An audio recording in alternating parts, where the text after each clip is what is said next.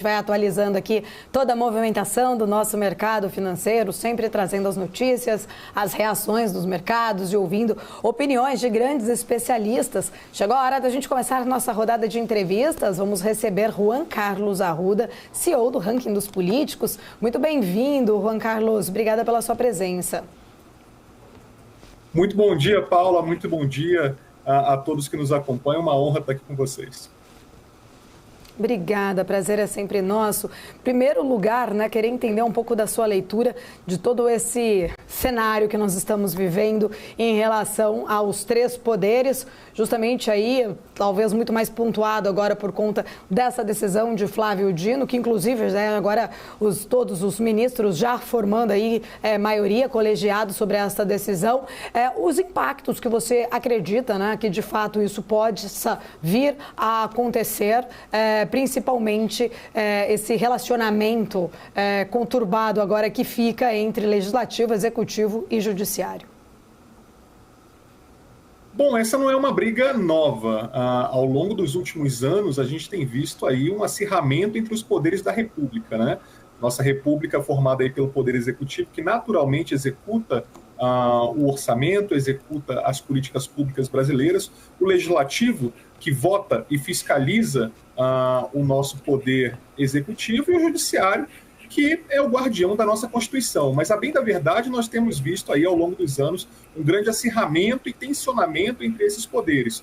A bem da verdade, hoje nós temos um Executivo que pouco executa, um Legislativo que na maior parte das vezes executa, e um Judiciário que legisla. Então nós temos aí uma complicação entre os poderes, e com isso nós temos uma crise que se manifesta através do que aconteceu há poucos minutos atrás, quando o Supremo Tribunal Federal forma maioria, através de um parecer do relator, o ministro Flávio Dino, cancelando aquilo que se convencionou de chamar de emenda PIX, as emendas impositivas. E o que é isso? Nos últimos tempos, o Executivo ele foi perdendo poder de execução do seu próprio orçamento. Há alguns anos atrás, nós vimos parlamentares indo até os ministérios para pedir recursos, para que pudessem levar esses recursos para suas bases. Com o passar do tempo, essa situação se inverteu. Nós começamos a ver ministros indo atrás de parlamentares para poder executar essas emendas. E o que são essas emendas? Os parlamentares tinham direito a um valor ali dentro do orçamento, um valor pré-determinado, esse ano está na casa dos 8 bilhões de reais, e através desse recurso, eles levavam e aplicavam esse recurso nas suas bases, podendo levar recurso para qualquer localidade do Brasil. Só que nós temos aí um problema, que é o problema da transparência. Nós sabemos qual é o parlamentar que está com esse dinheiro no bolso, nós sabemos para onde esse dinheiro está indo. O que a gente não consegue observar é se esse dinheiro, de fato, está sendo aplicado lá na prática. Hoje, por exemplo, o deputado Hildo Rocha, do MDB do Maranhão, ele concedeu uma entrevista e ele mesmo falava que suspeitava de que boa parte dos seus recursos aplicados em alguns municípios do Maranhão, ele não sabia se tinham sido executados na prática. Como, por exemplo, um dos recursos foi cerca de 200 mil para a compra de um ônibus escolar que ele nunca viu numa cidade do interior do Maranhão. Esse é o tipo de situação corriqueira no cenário político brasileiro que o Supremo Tribunal Federal foi provocado a discutir e hoje derrubou essa decisão. Com isso, o Congresso Nacional, que tem poder, naturalmente quem tem poder não quer perder poder, o Congresso Nacional começa a perder esse grande orçamento que detinha e vão ter que rediscutir como vai funcionar. O Congresso já tem dado sinais de retaliação ao Judiciário brasileiro. Nessa última semana, na Comissão Mista de Orçamento, presidida pelo deputado Júlio Arcoverde, essa mesma comissão ela rejeitou uma medida provisória que dava créditos especiais ao Judiciário brasileiro, cerca de 2 bilhões de reais ao Judiciário, que já haviam sido gastos pelo Judiciário. E aí a gente cai num limbo jurídico. O Congresso Nacional derruba uma medida provisória que concede dinheiro ao Judiciário, um dinheiro que o Judiciário já gastou, mas o Congresso Nacional diz que não, vocês não podem mais gastar isso não. Então o Judiciário vai ter que devolver esse recurso para a União. Temos aí um acirramento muito grande, teremos semanas aí de fortes tensões à vista. Ô Juan, inclusive, a tua leitura é que essa decisão de Flávio Dino, só lembrando que ele era ministro do presidente Lula, também era senador, mas vindo ali por ele, você vê isso como um freio de arrumação nas emendas parlamentares ou, de fato, uma movimentação para reestruturar esse sistema e devolver parte do poder ao Executivo, que ficou aí durante muitos anos nas mãos do Legislativo com estas emendas? É fato que do Supremo Tribunal Federal, o ministro mais político daquela corte é o ministro Flávio Dino. O ministro Flávio Dino, apesar de ter sido juiz de carreira, ele foi governador de Estado, ele foi senador da República, ele foi ministro de Estado da Justiça, hoje compõe a Suprema Corte Brasileira. Mas isso não apaga a trajetória política que ele teve, principalmente por ter sido parte do atual governo em vigência. Ele foi ministro de Estado da Justiça. E com isso, ele, como ministro de Estado, ele tem uma boa aliança com a presidência da República, com o Palácio do Planalto. Com isso, é natural que haja um alinhamento entre o Palácio do Planalto e o ministro Flávio Dino nessa mesma toada, nesse mesmo sentido. Dessa forma, o que eu percebo e posso fazer de análise?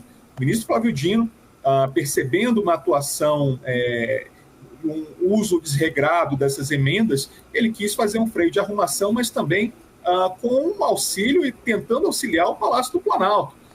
Nós temos ministérios hoje na República, apesar de termos um número expressivo de ministérios, nós temos ministérios que têm menos recursos do que muitos parlamentares que estão destinando dinheiro para as suas bases. Muitas entidades elas saíram em defesa da atitude do ministro Flávio Dino. É claro, o princípio da transparência ele é um princípio constitucional, ele é garantido na nossa Constituição e a gente tem que saber se o dinheiro, para onde esse dinheiro está indo e como esse dinheiro está sendo aplicado. Porém, o parlamentar ele consegue destinar muito mais rapidamente e facilmente esse recurso para a sua base, né? Então, nós temos aí um grande desafio pela frente. O presidente da Câmara e o presidente do Senado já avisaram que vão entrar com recurso perante a Suprema Corte. Da mesma forma, eles vão tentar legislar e deixar esse dinheiro pré-reservado para aplicação na lei do orçamento, mas nós podemos assistir aí grandes sinais de retaliação à frente. Um grande sinal foi essa semana mesmo, quando a Comissão Mista de Orçamento ela bloqueia esse recurso para a Suprema Corte, para o Judiciário Brasileiro, e da mesma forma com o atraso da aprovação da reforma tributária, né, da segunda etapa de regulamentação da reforma tributária. Mas não vai parar por aí, certamente. Essa também deve ser a tônica da eleição para a presidência da Câmara e do Senado. É óbvio, os parlamentares, principalmente aqueles ditos do chamado baixo clero, eles começam a galgar espaço e ter mais voz perante o parlamento, muito em função dessas emendas PIX. É natural que esses mesmos parlamentares agora pressionem os pré-candidatos à presidência, tanto do Senado quanto da Câmara, uma postura altiva e ativa com relação a essas emendas para que o Congresso Nacional não perca poder diante do Supremo Tribunal Federal. Juan, muito bom dia para você. É um prazer estar falando com você ao vivo aqui na BMC News. A minha pergunta é a seguinte: a gente viu aí o presidente Lula falar que o Congresso sequestrou o orçamento. Mas, ao mesmo tempo, a gente lembra que o governo Dilma, né, esse movimento aí acabou sendo mais intenso, intensificado no governo Dilma, depois continuou nos outros governos, justamente por conta dessa fraqueza na articulação política nos sucessivos presidentes que vieram depois, inclusive Michel Temer e o próprio Bolsonaro. Agora, a minha pergunta é no seguinte sentido: pegando esse paralelo que o presidente Lula fez sobre o Congresso ter sequestrado o orçamento, será que o Congresso também não sequestrou a capacidade do governo de articular? Com toda certeza, em absoluto. Tanto é assim que o próprio presidente da Câmara, o deputado Arthur Lira, fez severas críticas ao ministro da Articulação Política bem recentemente, o Alexandre Padilha. O Congresso Nacional hoje tem um poder de decisão e de aplicação das políticas públicas brasileiras muito maior até do que o próprio Palácio do Planalto.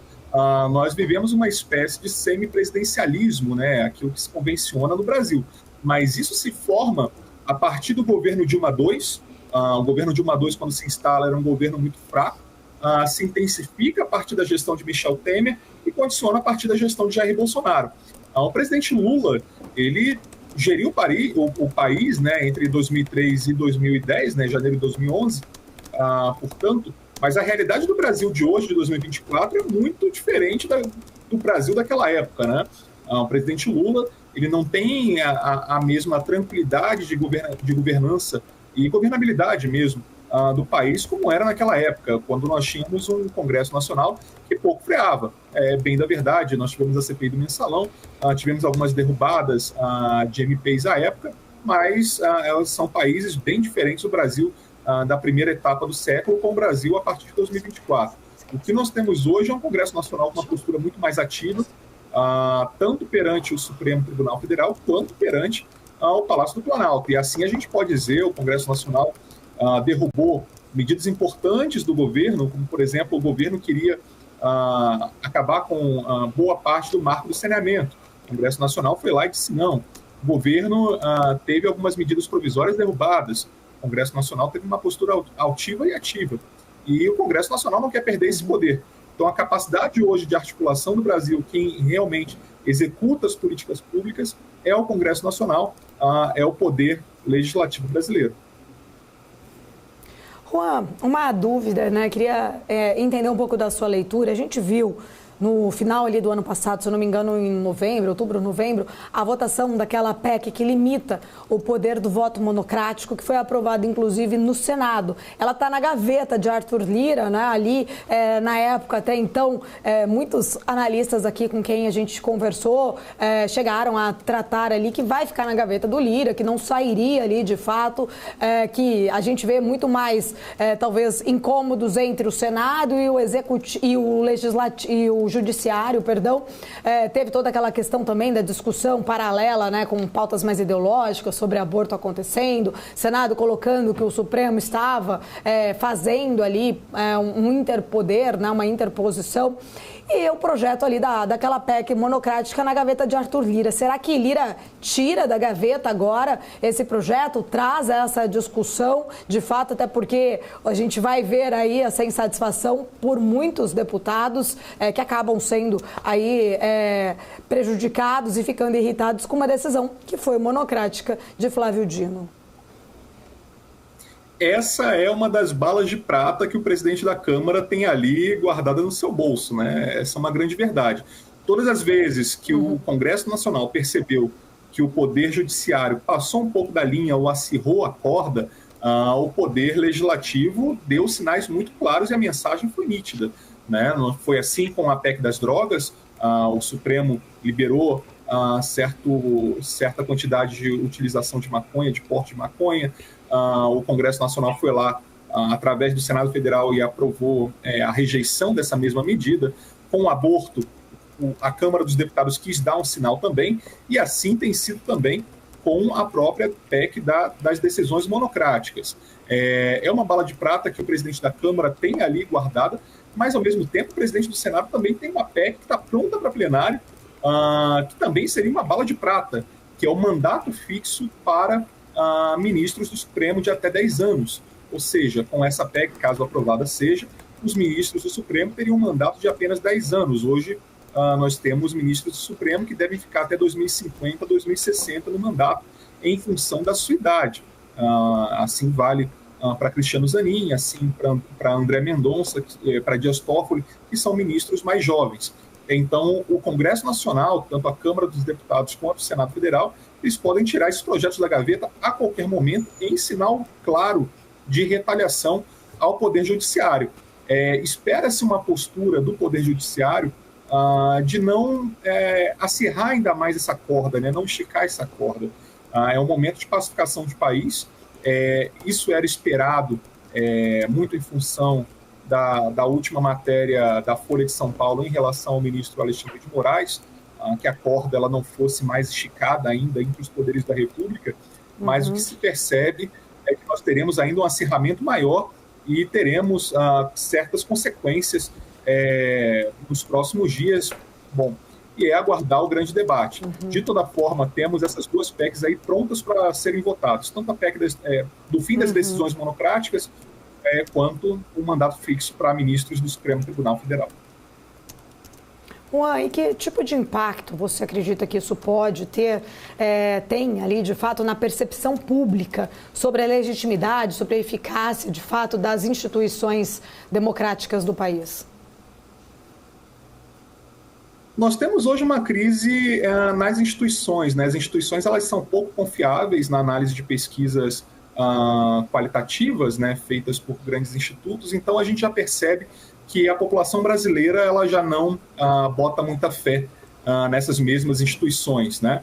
E dessa mesma forma, o que a gente vê é uma crise perene de responsabilidade entre os poderes da República, né? Tanto o Congresso Nacional ele já é mal visto, naturalmente, a política no Brasil ela não é vista com bons olhos e boa parte dos nossos políticos faz por onde para que a população tenha essa observação. Mas, da mesma forma, o Supremo Tribunal Federal, que foi uma instituição que tinha amplo carinho da população brasileira perante os processos do Mensalão, do Petrolão, o Supremo ganhou grande espaço, chegou-se até um tempo em que a população brasileira sabia mais o nome dos ministros do Supremo do que de jogadores da seleção brasileira. Mas a grande verdade é que esse mesmo carinho, essa mesma simpatia, ela já não é vista mais nos dias de hoje, né? O Supremo tem sido muito mais politizado e até ministros têm colocado suas paixões políticas para fora em detrimento daquilo que cabe aos ministros do Supremo Tribunal Federal, que é defender a Constituição e fazer valer os direitos ali garantidos. É natural que a população brasileira, com isso, cria uma certa antipatia. Nós poderemos ver aí nos próximos dias protestos em algumas capitais do Brasil. O próprio ex-presidente Jair Bolsonaro já confirmou presença em um deles, em São Paulo, para fazer um protesto contra o ministro Alexandre de Moraes em relação às denúncias recentes divulgadas pela Folha de São Paulo. Mas também nós temos aí uma crise através das emendas, e essa crise reverbera por todos os parlamentares, e aqui eu digo também os parlamentares governistas, né? Boa parte dos parlamentares da base do governo estão insatisfeitos com essa decisão, que é uma decisão que tem simpatia do governo federal. Então, de A a Z, eu posso dizer que os 594 parlamentares eles não estão satisfeitos com essa decisão, e certamente nós teremos aí, nos próximos dias, sinais de retaliação do Congresso Nacional com o Poder Judiciário nesse mesmo sentido. E quem perde é a população brasileira, que não vê políticas públicas sendo efetuadas, não vê transparência nessas emendas, não vê, da mesma forma, o Judiciário fazendo aquilo que compete à própria Corte.